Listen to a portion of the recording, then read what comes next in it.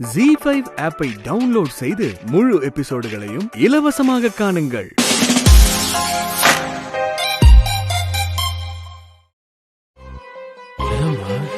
இன்னும் மறந்துட்டியா? அக்கவுண்ட்ல பணம் இல்லப்பா.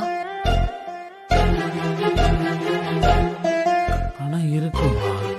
அதனால தானே நான் கார்டு கொடுத்தேன். அப்பா ஏதோ தேவைக்காக வெற்றியோட அம்மா உங்க அக்கவுண்ட்ல இருந்து பணம் எடுத்துட்டாங்களாம். அக்கவுண்ட்ல 4 லட்சம் வருது. அவன் எடுத்தது போக மிச்சம் இருக்கும்ல, அதை நீ எடுத்து காட்டலாம்ல. மிச்ச பணத்துக்கு நம்ம வெளியே ஏற்பாடு பண்ணிக்கலாம்ல. அக்கவுண்ட்ல சுத்தமாவே பணம் இல்லப்பா. அவளுக்கு எதுக்கு அவ்வளவு பணம்? அப்படி என்ன தேவை அவளுக்கு? என்ன கேட்காம என் அக்கவுண்ட்ல இருந்து பணம் எப்படி அவ எடுப்பா? மயில, நீ அவளுக்கு போனை போடு, நான் பேசுறேன். ஐயோ அப்பா விடுங்க, ஏதோ அவசரத்துக்கு எடுத்துட்டாங்க. இப்ப இருக்கிற நிலைமையில நீங்க அவங்களுக்கு போன் பண்ணீங்கன்னா தேவையில்லாத வாக்குவாதம் தான் வரும்பா. உங்களுக்கு இப்ப உடம்பு இருக்கிற நிலைமையில அந்த டென்ஷன் எதுவும் வேணாம்ப்பா. நான் வெளியில எங்கேயாவது ஏற்பாடு பண்ணிக்கிறேன்ப்பா.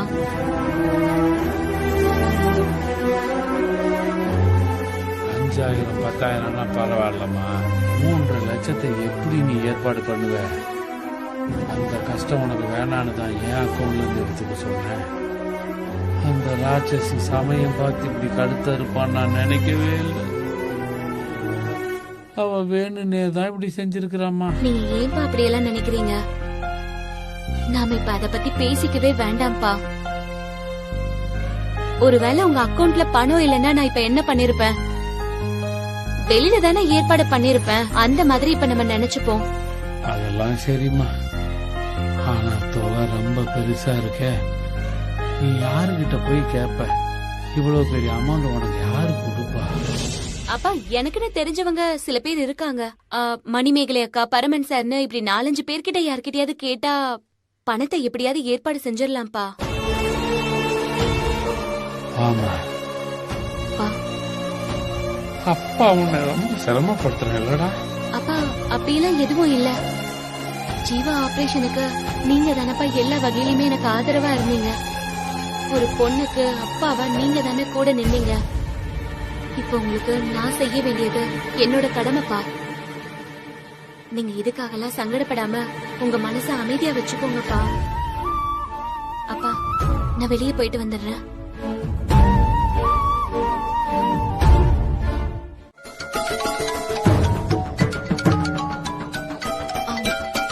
சார், மயில் தான் சார் கூப்பிடுறான்.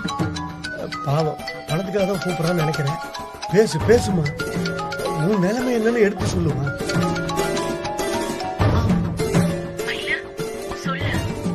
சார் எல்லா விஷயத்தையும் சொன்னாரு.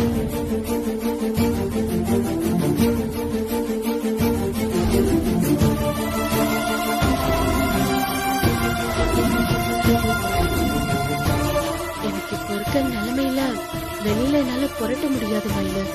இங்க பாரு, என்கிட்ட இருக்கிறத நான் கண்டிப்பா கொடுக்கறேன். சரிக்கா, தேங்க்ஸ். இன்னும் 2-3 பேர்கிட்ட கேட்க வேண்டியது இருக்கு. அங்கெல்லாம் பேசிட்டு நான் எப்ப உங்ககிட்ட பணம் வாங்கிக்கிறேன்னு உங்களுக்கு போன் பண்றேன். சரி மயில. சரிக்கா.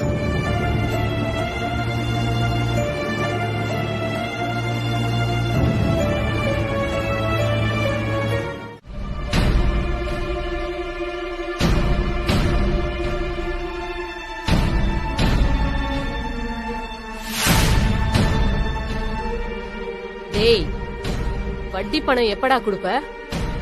ஈவினிங்குள்ள பணம் வரலன்னு வச்சுக்க, நான் என்ன பண்ணுவேன்னு எனக்கே தெரியாது. புரியுதா? யாருமா? என்னம்மா, என்ன வேணும்? சொர்ணாமாவை பாக்கணுங்க. என்ன விஷயம்? பணம் வேணும். டாக்குமெண்ட் ஏதாவது இருக்கா கையில? ஆளாச்சும் யாராவது சொல்லி விட்டாங்களா? உனக்கெல்லாம் கண்டிப்பா பணம் கிடைக்காது, கிளம்பா. யாரா அது? மா, கோமதிமா. கோமதியா? உள்ளவா உள்ளவா. ஓ,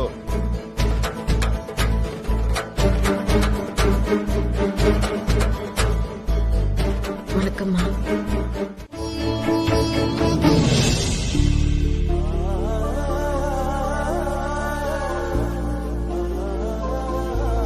பணத்தை கட்டிட்டமா, நீ ஆக வேண்டிய வேலையை பாரு. ரொம்ப தேங்க்ஸ்மா. நீ இந்த அளவுக்கு மனசு மாறுவேன்னு நான் நினைக்கவே இல்லம்மா. நீயா எதையும் கற்பனை பண்ணிக்காத. நான் ஒண்ணும் மனசு மாறல. என் புருஷனுக்கு செலவு பண்றது ஒரு கடமைன்னு நினைச்சும் நான் இதை செய்யல. பணத்துக்காக நீ கஷ்டப்படுறத என்னாலெல்லாம் பார்த்துட்டு இருக்க முடியாது. நீ உங்க அப்பாக்காக யோசிச்ச, ஆனா நான் இதை உனக்காக தான் யோசிச்சு பண்ணேன். அதுவும் இல்லாம ஜீவா தம்பி ஹாஸ்பிட்டல்ல இருந்தப்போ மொத்த பணத்தையும் அவரு தானே கொடுத்தாரு.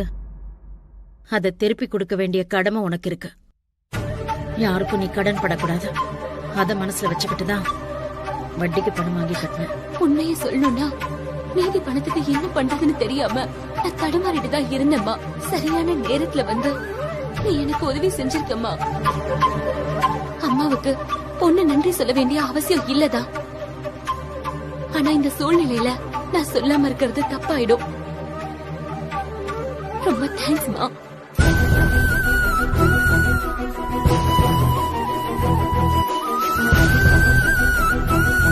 என்னால நம்பவே முடியலம்மா. அம்மாவும் இப்படிதான்ப்பா, கோவமா பேசுவாங்களே தவிர நம்ம கஷ்டப்படுறதெல்லாம் அவங்களால பார்க்கவே முடியாது. நமக்கு என்ன தேவையோ அதை கரெக்டா செஞ்சுடுவாங்க. எல்லாம் அவ உனக்காக தான் செய்யறான்னு எனக்கு தெரியுமா. பலனடைய போறது நான் தான் தெரிஞ்சும் அவ இவ்வளவு தூரம் இறங்கி வந்தது பெரிய விஷயம் இல்ல. சுசீலா எனக்காக இப்படி செய்யறது எனக்கு ரொம்ப சந்தோஷமா இருக்கு. ஆமா, இப்போ அப்பாவை கூட்டிட்டு நாம எங்க போறோம் மயிலு? பணத்தை பத்தி யோசிச்சனே தவிர நான் அதை பத்தி யோசிக்கவே இல்லக்கா. நம்ம வீட்டுக்கே கூட்டிட்டு போயிடலாமே. இல்லக்கா, அது சரியா வராது. அம்மா ஒரே நாள்ல மொத்தமா மாறிடுவாங்கன்னு நம்ம எதிர்பார்க்க முடியாது. அவங்க செஞ்சதை சாதகமா எடுத்துக்கிட்டு நாம இவரை வீட்டுக்கு கூட்டிட்டு போனா அவங்க திரும்பவும் பழைய கோவத்துக்கே போயிடுவாங்க. அவங்கள கொஞ்சம் கொஞ்சமா தாங்க நம்ம வழிக்கு கொண்டு வர முடியும். அப்பாவ வெற்றி வீட்டுக்கே கூட்டிட்டு போயிடலான்னு எனக்கு தோணுது. அவதான் என்ன வீட்டை விட்டு துரத்தி விட்டாளே. என் டிஸ்சார்ஜுக்கு கூட பணம் கொடுக்க முடியாத அளவுக்கு மொத்தமா சுரண்டிக்கிட்டேன்னு கையில் சொன்னாலே. அந்த அளவுக்கு வெறுத்துக்கிட்டவ என்னை எப்படிமா வீட்டுக்குள்ள சேர்த்துக்குவா? அங்க போனா நம்ம வேதனையோடையும் அவமானத்தோடையும் தான் திரும்பி வரணும். அப்பா, அவங்களுமே அம்மா மாதிரிதான். என்னதான் கோவம் இருந்தாலும் உங்க மேல அன்பு இல்லாமலையா போயிடும்? அதுவும் இந்த நிலைமையில பாக்குறப்ப அவங்க கண்டிப்பா நம்மள சேர்த்துப்பாங்கன்னு தான் தோணுதுப்பா. எனக்கு நம்பிக்கை இல்லம்மா. அப்புறம் உங்க இஷ்டம். அந்த மனுஷனை மன்னிச்சு ஏத்துக்கிட்டேன்னு நினைக்கிறியா? அவர் என் புருஷன், அவரை பாத்துக்க வேண்டியது என் கடமைன்னு நினைச்சு நான் இதை செய்யல. ஒரு புருஷனா அவர் என் வாழ்க்கையில இல்ல, இனிமே வரவும் முடியாது. ஆனா உங்க அப்பாவை கூட இருந்து பாத்துக்கணும்னு நீங்க ஆசைப்படுறீங்க. அதை தடுக்கிற உரிமை எனக்கு கிடையாது. நான் இந்த வீட்டுக்குள்ள வர விட்டுருக்கிறது ஏன் புருஷனை இல்ல, உங்க அப்பாவை. அந்த ஆளோட சிகிச்சைக்கு நான் பணம் கொடுத்தேன். அதுக்கு மேல நீ என்கிட்ட இருந்து எதையும் எதிர்பார்க்க கூடாதுன்னு நான் உன்கிட்ட ஹாஸ்பிட்டல்லயே சொல்லிருக்கேன். அதே தான் நான் இப்பவும் சொல்றேன். நான் அவரை பாத்துப்பேன், அந்த ஆளுக்கு தேவையானதை செஞ்சு கொடுப்பேன்னு எந்த எதிர்பார்ப்பும் வச்சுக்காத. நான் அந்த ஆள் பக்கமே போக மாட்டேன். அப்படி ஒருத்தர் இந்த வீட்டுல இருக்காருன்னு கூட நான் காட்டிக்க மாட்டேன். அவருக்கு என்ன தேவைனாலும் நீங்க தான் கூட இருந்து பாத்துக்கணும். புரிஞ்சதா உனக்கு? சரிம்மா, நீ இந்த அளவுக்கு ஒத்துக்கிட்டதே பெரிய விஷயமா. ரொம்ப சந்தோஷம். நிலடி, இந்த சந்தர்ப்பத்தை பயன்படுத்தி கடைசி வரைக்கும் அவர் இந்த வீட்லயே வச்சுக்கலான்னு நீ ஆசைப்படாத. அவரோட உடம்பு குணமான வரைக்கும் அவர் இந்த வீட்டுல இருக்கலாம். அதுக்கப்புறம் தான் வழிய பார்த்துட்டு அவர் போயிடணும். அவர் இங்கே தங்க வைக்கிறதுக்கு நீ ஏதாவது முயற்சி பண்ண, நான் இந்த வீட்டை விட்டு போயிடுவேன்.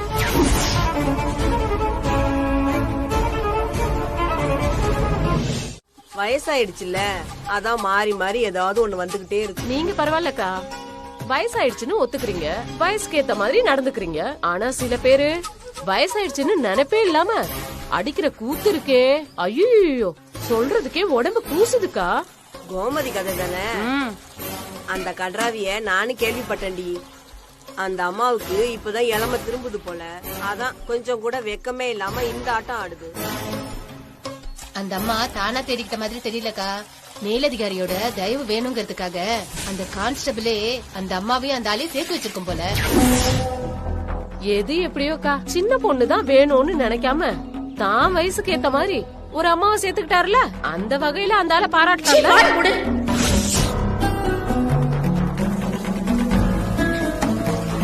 இதுக்கு மேல ஏதாவது பேசுனீங்க நாக்கு இழுத்து வச்சு அறுத்துருவேன். கோமதி, உன்னையும் தான் சொல்றேன். என்ன பத்திலாம் உங்களுக்கு என்ன தெரியும்? தெருவுல போறதுங்க ஏதோ கொலைச்சிட்டு போகுதுங்க, போனா போட்டோன்னு நான் அமைதியா இருந்தா உங்க இஷ்டத்துக்கு பேசிட்டே போறீங்க.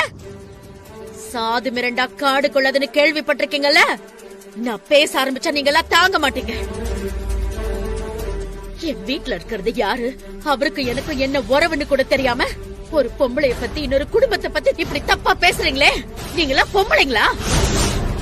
ஒரு குடும்பத்தை பிரிக்கிறது எவ்வளவு பெரிய பாவம்னு எனக்கும் தெரியும். நானே அதால பாதிக்கப்பட்டிருக்கேன், என் வாழ்க்கையை இழந்திருக்கேன். அந்த பாவத்தை கனவுல கூட நான் யாருக்கும் செய்ய மாட்டேன். நான் போய் இன்னொரு குடும்பத்தை பிரிச்சுட்டேன்னு இப்படி அபாண்டமா பேசுறீங்களே, உங்களுக்கு எல்லாம் மனசாட்சி இருக்கா? இன்னொருத்தி புருஷனை நான் இழுத்துட்டு வந்த மாதிரி பேசுறீங்களே, உண்மை என்னன்னு உங்க யாருக்காவது தெரியுமா? அந்த இன்ஸ்பெக்டரோட முத பொண்டாட்டி நான் தான். இப்ப அவர் கூட இருக்கிறவ ரெண்டாவதா வந்தவ, மூணாவதும் பொம்பளை பிள்ளையா பிறந்துட்டான்னு அந்த ஆள் தான் என்ன விரட்டிட்டாரு. அந்த ஆளோட வாழணும்னா என் பொண்ணை தூக்கி எறிஞ்சிட்டு வர சொன்னாரு. அந்த வாழ்க்கையை வேணான்னு நான் அந்த ஆளை விட்டுட்டு வந்துட்டேன். என் 3 பொண்ணுங்களையும் கூட்டிட்டு தனியா வந்துட்டேன். இத்தனை காலம் கழிச்சு அந்த மனுஷன் மனம் தெரிஞ்சு என்கிட்ட வந்து சேர்ந்திருக்காரு. அவர் செஞ்ச தப்பு புரிஞ்சுக்கிட்டு பசங்கள மாதிரி பொண்ணுங்களும் முக்கியங்கிறத ஏத்துக்கிட்டு மனுஷனா என்கிட்ட வந்திருக்காரு. அவர் ரெண்டாவது பொண்டாட்டி துரத்தி விட்டதுனால போறதுக்கு போக்கிடலாம என் வீட்டுல அடைக்கலமா வந்திருக்காரு. அவரை நான் ஏத்துக்கிறதும் ஏத்துக்காம போறதும் என்னோட இஷ்டம். இது எங்களுக்குள்ள நடக்கிற பிரச்சனை, இது எங்க குடும்ப பிரச்சனை. அவர் உங்களோட அப்பாங்கிற உரிமையில தான் இந்த வீட்டுல தங்கட்டும்னு நான் இடம் கொடுத்தேன். என் பொண்ணுங்களோட அப்பாவை பத்தி யார் தப்பா பேசினாலும் நான் வேடிக்கை பார்த்துட்டு இருக்க முடியாது மயில. என் புருஷ மானத்தை காப்பாத்தணும், அவரை எங்கேயும் விட்டு கொடுக்க கூடாதுங்கிறதுக்காக நாங்க சண்டை போடல. என் பொண்ணுங்களோட அப்பாக்கு ஒரு அசிங்கம்னா அது என் பொண்ணுங்களுக்கும் அசிங்கம் தான். நான் பெத்த பொண்ணுங்க எங்கேயும் அவமானப்படக்கூடாதுன்னு தான் அவளுங்க கிட்ட அங்க நின்னு சண்டை போட்டேன். அந்த ஆளு ஒரு அப்பாவா என் பொண்ணுங்களுக்கு துரோகம் தான் செஞ்சிருக்காரு, அது வேற. ஆனா உங்க அப்பாவா அடைக்கலம் கேட்டு வந்தவரோட நோக்கத்தை அவங்க கேவலப்படுத்தினது எனக்கு பிடிக்கல. ஒரு அம்மாவா அதை தடுக்க வேண்டியது என்னோட கடமைன்னு எனக்கு தோணுச்சு. ஒரு புருஷனா ஒரு அப்பாவா அவரு கடமைய தவறி இருக்காரு. ஆனா ஒரு அம்மாவா நான் என்னைக்குமே என் கடமையில தவறக்கூடாது, நான் தவறவும் மாட்டேன். அதனாலதான் அவங்க கிட்ட அவ்வளவு கோவமா பேசி அவங்க வாயை அடைச்சேன். இத பாரு, அவருக்கு ஆதரவா பேசினதுனால நான் எல்லாத்தையும் மறந்துட்டு உங்க அப்பாவை ஏத்துக்கிட்டேன்னு முட்டாள்தனமா யோசிக்காத. உரிமையா கோவப்படுறது வேற, நியாயத்துக்காக கோவப்படுறது வேற. நான் அங்க நியாயத்துக்காக தான் குரல் கொடுத்தேன். இதே பிடிவாதத்தோட இன்னும் எவ்வளவு நாள்மா நீ இருக்க போற? உன் மனசுல இருக்கிற காயம் எப்பதான் ஆறும்? ஆறாது மயில. ஏன்னா என் வேதனை அப்படி. அந்த மனுஷன் ஒரு அப்பாவா ஒரு குடும்பமா உங்க கூட இருந்ததில்ல. அப்பா இல்லங்கிற குறைய தவிர உங்களுக்கு வேற எதுவும் தெரியாது. என்னடி என்ன சொல்ற? உன் அக்கா ஒரு ஒழுக்கம் கிட்ட கழுத கல்யாணத்துக்கு முன்னாடியே எல்லை மீறி எவன் கூடயே பழகி கர்ப்பமாயிட்டா. அந்த பரதேசி யாருன்னு கண்டுபிடிச்சு அவனை இவளுக்கு கட்டி வை. ஏன் தம்பி எதுக்கடி தொந்தரவு பண்ணிட்டு இருக்கீங்க? யாரு தொந்தரவு பண்றாங்க? என் அக்காவோட கர்ப்பத்துக்கு காரணம் உங்க தம்பிதான். அதுக்கு என்னடி ஆதாரம்? இவன் இவள நேர்ல கூட பார்த்தது இல்ல, போன்ல தான் பேசியிருக்கான். அதுக்கு இவன் கூட்டது இவ ஓடி வந்திருக்கிறா. இவ யோகியத இதுலயே தெரிஞ்சிடுச்சுல்ல. போன்ல பேசினதுக்கே கூட்டது ஓடி வரான்னா நேர்ல பார்த்து பேசனவனோட இவ எப்படியெல்லாம் பழகிருப்பா.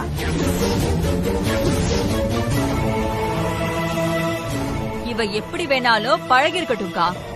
எத்தனை பேர் கூட பழகி இருக்கான்னு யாருக்கு தெரியும்? காசி கடைசியா சுத்துனதுனால ஈஸியா அவன் மேல பழிய போட்டு அவனை கட்டி வச்சுட்டாங்க.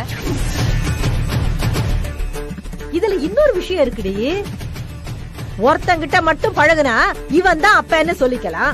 4-5 பேர் கூட பழகுனா இதுல யார் அப்பன்னு அவளுக்கே தெரியலையே.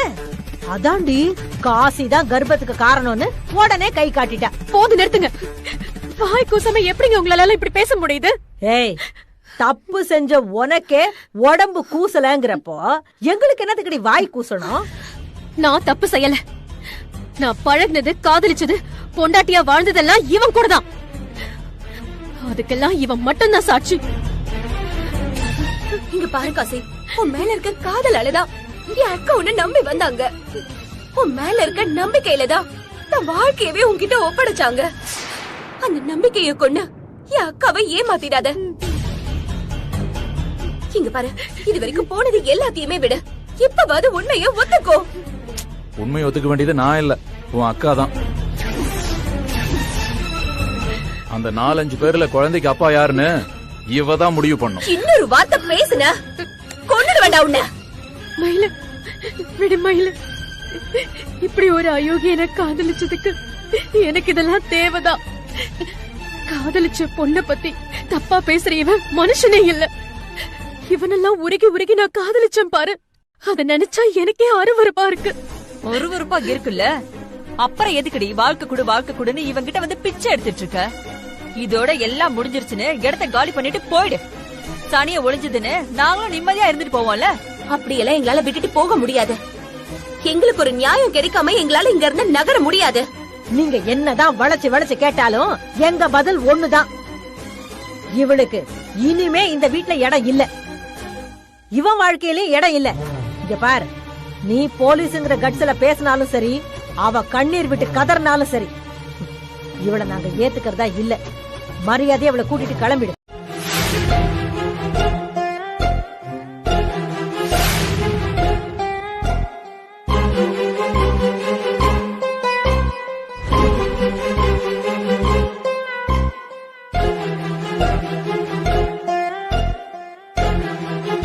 தப்பு செஞ்சா அவங்களே இந்த அளவுக்கு ஆடும்போது நாம ஏன் அடங்கி போகணும்? நியாயமும் தர்மமும் நம்ம பக்கம் இருக்கிறப்ப நாம ஏன் கைய கட்டி நின்னு வேடிக்கை பார்க்கணும்? இன்னைக்கு இல்லனாலும் நாளைக்கு நம்ம நியாயம் தாமா ஜெயிக்கும். எதுக்கும் பயப்படாம நாம அதுக்கான முயற்சியை செஞ்சா மட்டும் போதும்மா. நீ எந்த முயற்சியும் செய்ய வேணாம் மயில. அந்த அயோக்கியனோட இருக்கிறது சரியா இல்ல எங்கேயே இருந்துறது சரியானு எனக்கு ஒண்ணுமே புரியல. என் வாழ்க்கை எங்க போகுதுன்னு தெரியாம இப்படி அலப்பாஞ்சுகிட்டு இருக்கிறதே எனக்கு ரொம்ப நரக வேதனையா இருக்கு. அம்மாக்கு செஞ்ச துரோகத்துக்கு எனக்கு கிடைச்ச தண்டனையா நான் இதை ஏத்துக்கிறேன். அந்த பாவிக்கு பொண்டாட்டியா இருக்கிறத விட அம்மாக்கு பொண்ணா இங்கேயே இருந்துறேன்டி. என்னக்கா பேசுற நீ? உன்னை வீட்லயே உட்கார வைக்கிறதுக்காகவா நானும் அப்பாவும் இவ்ளோ கஷ்டப்பட்டு இந்த கல்யாணத்தை நடத்தணும்? அந்த ராஸ்கல் உன் வாழ்க்கையை சீரழிச்சிட்டு உன்னை பத்தியே அவன் தப்பா பேசிட்டு இருக்கான். ஒரு பொண்ணோட வாழ்க்கைன்னு கூட பாக்காம அவன் அக்காங்களும் அவனுக்கு சப்போர்ட் பண்ணிட்டு இருக்காங்க. அவங்க எல்லாருக்கும் சட்டப்படி பாடம் கத்து கொடுக்காம நம்ம விடக்கூடாதுக்கா. மயிலு, உன்னோட கோபம் ஆவேசம் எல்லாம் சரிதான். ஆனா அந்த விஷயத்துல நம்ம அவசரப்பட்ட கூடாது. அந்த கும்பல் ஏற்கனவே உன்னை கொல்ல பார்த்திருக்காங்க, ஒரு உசுரையும் எடுத்திருக்காங்க. எல்லா விஷயமும் நமக்கும் தெரிஞ்சிருந்தும் உன்னையே அடிச்சே தீர்வேன் அவங்க உங்ககிட்டயே சவால் விட்டு அனுப்பிச்சிருக்காங்க. அவங்க பயமே இல்லாம ஆடுறதுக்கு காரணமே எனக்கு அட்டாக் வந்து நான் முடங்கி போனதுதான். கயல் யாருன்னு தெரியறதுக்கு முன்னாலேயே இவளை அவங்க ஏத்துக்க கூடாதுன்னு தெளிவா இருந்தாங்க. இவ என் பொண்ணுன்னு தெரிஞ்சதுக்கு அப்புறம் இன்னும் தீவிரமாயிட்டாங்க. எப்படி பார்த்தாலும் இந்த பிரச்சனைக்கு மூல காரணமே நான் தான். தயவு செஞ்சு எல்லாரும் எனக்கு கொஞ்சம் டைம் கொடுங்க. அது வரைக்கும் கயல் இங்கேயே இருக்கட்டும். என் உடம்பு குணமாய் நான் பழைய ஃபார்முக்கு வந்ததும் இந்த பிரச்சனைக்கெல்லாம் நிரந்தரமான முடிவு எடுக்கிறேன். நிரந்தர முடிவுங்கிறது நல்ல முடிவா இருந்தா பரவாயில்ல. ஆனா எனக்கு என்னமோ என் பொண்ணு என் கூட இருந்தா நல்லதுன்னு தோணுது. அவங்கள மிரட்டியோ இல்ல சட்ட நெருக்கடி கொடுத்தோ என் பொண்ணு அங்க அனுப்ப வேணாம். என்ன கஸ்தூரி, தீவிரமா ஏதோ யோசனை பண்ணிக்கிட்டு இருக்க?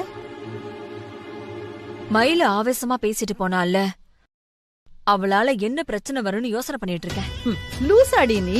அவெல்லாம் ஒரு ஆளுன்னு அவளை நினைச்சு கவலைப்பட்டுக்கிட்டு இருக்கிற. அவ அப்பந்தான் சிங்கம் மாதிரி இருந்தாரு. அந்த ஆளைய அசிங்கப்படுத்தி துரத்துன ஆளுடி நீ. இந்த மயில ஒரு கொசுடி, சட்டுன்னு அடிச்சா பட்டுன்னு போயிடுவா. அவளை பத்தி எல்லாம் யோசனை பண்றது நமக்கு கேவலம். இவ ஒருத்தி.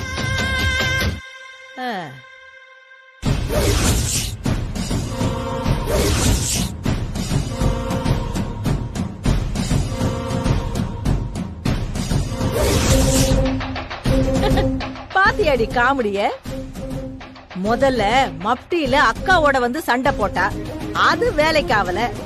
அதான் இப்ப போலீஸ் யூனிஃபார்மோட பூச்சாண்டி காட்ட வந்திருக்கா. இதுக்கெல்லாம் பயப்படுறாளா நாம?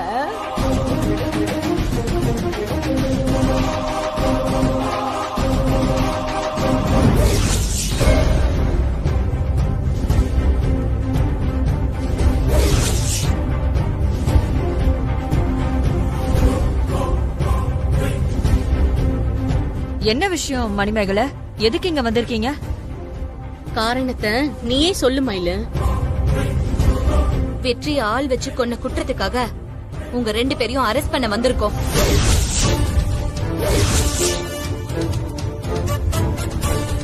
ஏய், போலீஸ்காரிங்கிறதுக்காக உன் இஷ்டத்துக்கு என்ன வேணாலும் பேசுவியா? எங்க பிள்ளைய நாங்க எதுக்கடி கொல்லணும்? எங்களுக்கும் அதுக்கும் எந்த சம்பந்தமும் இல்ல. சம்பந்தம் இருக்கா இல்லையான்னு கோர்ட் முடிவு பண்ணும். கலாட்டா பண்ணாம ஒழுங்கா என் கூட வந்துருங்க.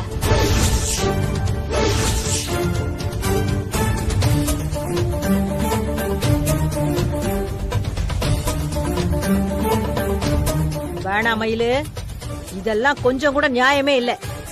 உன் அக்காவை நாங்க ஏத்துக்கலங்கிறது நமக்குள்ள நடக்கிற தனிப்பட்ட பிரச்சனை. அந்த பகையை தீர்த்துக்கிறதுக்காக இங்க பாரு, எங்களை அரெஸ்ட் பண்ணி பழி வாங்கணும்னு பாக்காத. எங்களுக்கு தனிப்பட்ட பகையும் இல்ல, பழி வாங்குற நோக்கமும் இல்ல. ஆதாரமும் சாட்சியும் இருக்கறதாலதான் உங்களை அரெஸ்ட் பண்றோம். நல்லபடியா எங்களுக்கு ஒத்துழைச்சா நாகரிகமா கூட்டிட்டு போவோம். முரண்டு புடிச்சா கழுத்தை புடிச்சு தர தரன்னு எடுத்துட்டு போவோம். எப்படி வசதி?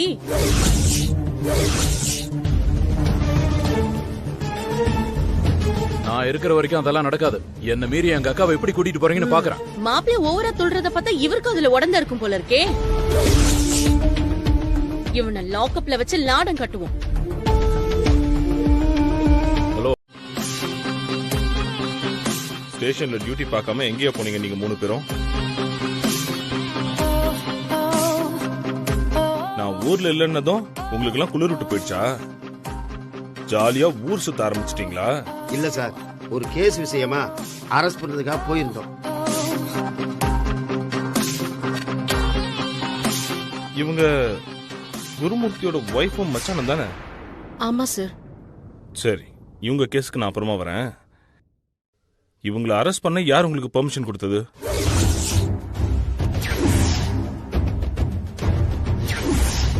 அரெஸ்ட் வாரண்ட்ல சைன் பண்ணது யாரு? அழகர் சார் தான் சார். Damn it! இந்த ஆள் ஒரு ஆஃப்டர் ஆல் ஒரு ஏட். இந்த ஆளுக்கு எப்படி இந்த அதிகாரம் வந்தது? இந்த ஸ்டேஷன் ஏன் கண்ட்ரோல்ல இருக்கா இல்ல அந்த ஆள் கண்ட்ரோல்ல இருக்கா? ஏன் எல்லாரும் முழிக்கிறீங்க? நான் கேட்டதுக்கு பதில் சொல்லுங்க. இந்த ஸ்டேஷன் யார் கண்ட்ரோல்ல இருக்கு? சார், உங்க கண்ட்ரோல்ல தான் இருக்கு சார். அப்படின்னா என் அனுமதி இல்லாம, எனக்கு தெரியாம, என்கிட்ட ஒரு வார்த்தை சொல்லாம இங்க ஒரு துரும்பு கூட அசைய கூடாதுல்ல? Say yes or no? Yes sir. அதான் ரூல்ஸ்னா அத மதிக்காம எந்த தைரியத்துல இந்த காரியத்தை செஞ்சிருக்கீங்க? சார், நீங்க ஊர்ல இல்ல, குருமூர்த்தி சார் மெடிக்கல் லீவ்ல இருக்காரு. அதுதான். நாங்க யாரும் இல்லனா உங்க இஷ்டத்துக்கு அரெஸ்ட் பண்ண ஆர்டர் கொடுத்துருவீங்களா? இந்த முட்டாள்தனமான ஐடியாவை யார் கொடுத்தது? சார், 3 பேரும் சேர்ந்து தான் சார் முடிவு எடுத்தோம். இடியட்ஸ்! நான் ஊர்ல தானே இல்லாம போயிட்டேன், செத்தா போயிட்டேன். நான் வர வரைக்கும் உங்களால வெயிட் பண்ண முடியாதா? உடனே அரெஸ்ட் பண்ற அளவுக்கு அவ்வளவு முக்கியமான கேஸா இது? அப்படி என்ன அவசரம் உங்களுக்கு? என்ன பழி வாங்கணும், என்ன ஜெயில தூக்கி போடணும்னு இவ ரொம்ப நாளா துடிச்சிட்டு இருக்கா சார். நீங்க இல்லன்னதும் அவளுக்கு ரொம்ப வசதியா போச்சு. ஏதோ ஒரு கேஸ என் மேல போட்டு என்ன அரெஸ்ட் பண்ணி இங்க கொண்டு வந்து நிக்க வச்சுட்டா. ஆமா சார், நானும் என் அக்காவும் ஒரு எறும்புக்கு கூட கெடுதல் நினைச்சதில்ல. இவங்க பர்சனல் பகையை தீர்த்துக்குதான் செய்யாத தப்ப செஞ்சதா சொல்லி எங்களை அழைச்சிட்டு வந்திருக்காங்க சார். சார், எங்களை அசிங்கப்படுத்தி தற்கொலை பண்ண வைக்கிறது தான் அவங்களோட மோட்டிவ் சார். நீங்க தான் எங்க பக்கம் இருக்கிற நியாயத்தை தெரிஞ்சுக்கிட்டு எங்களுக்கு உதவி செய்யணும் சார். Please sir. சார் இவங்க பொய் சொல்லிட்டு இருக்காங்க சார். என்ன கொல்லணும்ன்றதுக்காக தான் சார் இவங்க அந்த கூலி படியவே ஏவி விட்டுருக்காங்க. இல்ல சார். இவங்க சதியில சிக்கிதா என்ன காப்பாத்தணும்னு வந்த வெற்றி செத்து போனா சார். என்ன கொல்லணுங்கிற கோவத்துல பெத்த பையனையே சாகடிச்ச கொலைகாரி சார் இவங்க. அந்த குற்றத்துக்காக தான் சார் நான் இவங்களை அரெஸ்ட் பண்ணிருக்கேன். பெத்த பையனை அம்மாவே கொன்னுட்டாங்கன்னு சொல்றதை என்னால நம்ப முடியல. நான் மட்டும் இல்ல, இந்த உலகத்துல யாருமே நம்ப மாட்டாங்க. ஆனா சொத்து போன கோவத்துல நீ தான் அவனை கொன்னன்னு இவங்க சொல்றாங்கல்ல, அதுல லாஜிக்கும் இருக்கு, மோட்டிவும் ஸ்ட்ராங்கா இருக்கு, நம்புற மாதிரியும் இருக்கு.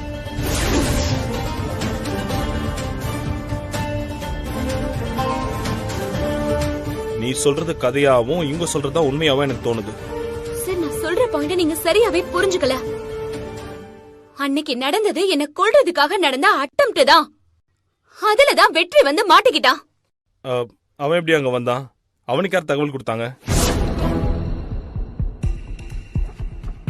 உனக்கு பதிலா அவன் எப்படி செத்து போனான்? நீ முதல் தாரத்தோட பொண்ணு, அவன் ரெண்டாவது தாரத்தோட பையன். உன்னை காப்பாத்தணும்னு அவன் ஏன் நினைக்கணும்? அதுக்காக அவன் ஏன் தான் உயிரையே கொடுக்கணும்? நீ சொல்ற இந்த கதையில நிறைய லாஜிக் இருக்குது மயிலு. சார் நான் சொல்றதுல உங்களுக்கு நம்பிக்கை இல்லனா புடிச்சிட்டு வந்து அந்த அக்யூஸ்டியை விசாரிச்சு பாருங்க சார். என்ன கடத்திட்டு போய் கொல்ல பார்த்ததெல்லாம் அவங்க தான் சார். இந்த அசைன்மெண்ட்டை இவளும் இவ அக்காவும் தான் கொடுத்தாங்கன்னு அவங்க தெளிவா வாக்குமூலமே கொடுத்திருக்காங்க. அவங்க கிட்ட விசாரிச்சாதான் சார் உங்களுக்கே எல்லா உண்மையுமே தெரிய வரும். அவங்க வாக்கு மூலம் பொய்யா உண்மையானு இப்பவே விசாரிச்சிடலவா? உன்னை இந்த நிலைமையில பார்க்க ரொம்ப கஷ்டமா இருக்கு. உன்னை அரெஸ்ட் பண்ணுங்கிற ஆர்டரை நானே கொடுக்கற சூழ்நிலை வரும்னு சத்தியமா நானே எதிர்பார்க்கல மயிலு. ஆனா லைஃப்ங்கிறது இதுதான்ல, எக்ஸ்பெக்ட் தி அன்எக்ஸ்பெக்டட். நாம நினைச்சதெல்லாம் நடக்கணும்னா சில சமயம் இந்த மாதிரி ஹார்டான முடிவெல்லாம் எடுத்துதான் ஆகணும் மயிலு. வேற வழியே இல்ல. ஆனா ஒரு உத்தரவாதத்தை என்னால கொடுக்க முடியும். இப்ப நீ படுற கஷ்டம் எல்லாம் டெம்பரவரி தான். நீ மனசு வச்சா சொடக்கு போடுற நேரத்துக்குள்ள நான் உன்னை வெளியே கொண்டு வந்துருவேன். புரியல மயிலு? நான் ஒரு குட்டி கதை சொல்லட்டுமா? வாழ்க்கையில நிறைய மான்களை, ஐ மீன் பெண்களை கிராஸ் பண்ணி வந்திருக்கேன். ஆனா ஒரு மானை மட்டும் பார்த்த செகண்ட்லயே மயங்கிட்டேன். அதோட அழகுல என்னோட மனசை பறி கொடுத்துட்டேன். எனக்கே எனக்குன்னு சொந்தமாக்கிக்கணும்னு நினைச்சேன். எவ்ரிதிங் ஃபால்ஸ் இன் பிளேஸ் அப்படின்னு சொல்லுவாங்கல்ல, அந்த மாதிரி என்னோட ஆசையை நிறைவேற்றிக்கிறதுக்கு சாதகமா இப்ப எல்லா சூழ்நிலையும் அமைஞ்சிருக்கு. நான் விரிச்ச வலையில அந்த மானும் வசமா சிக்கிடுச்சு. அப்படின்னா வெயிட். எனக்கு உன் ஃபேஸ் ரியாக்ஷன் மாறினதை பார்த்ததும் உனக்கு புரிஞ்சிருச்சுன்னு எனக்கு நல்லாவே தெரியும். நீ நினைக்கிறது கரெக்ட் தான். இப்போ உன் முன்னாடி நடந்த எல்லாமே நாடகம் தான். அதுக்கு பின்னால இருக்கிற டைரக்டர் யார் தெரியுமா? அப்கோர்ஸ் நான். ஜீ5 ஆப்பை டவுன்லோட் செய்து அனைத்து எபிசோடுகளையும் இலவசமாக பாருங்க.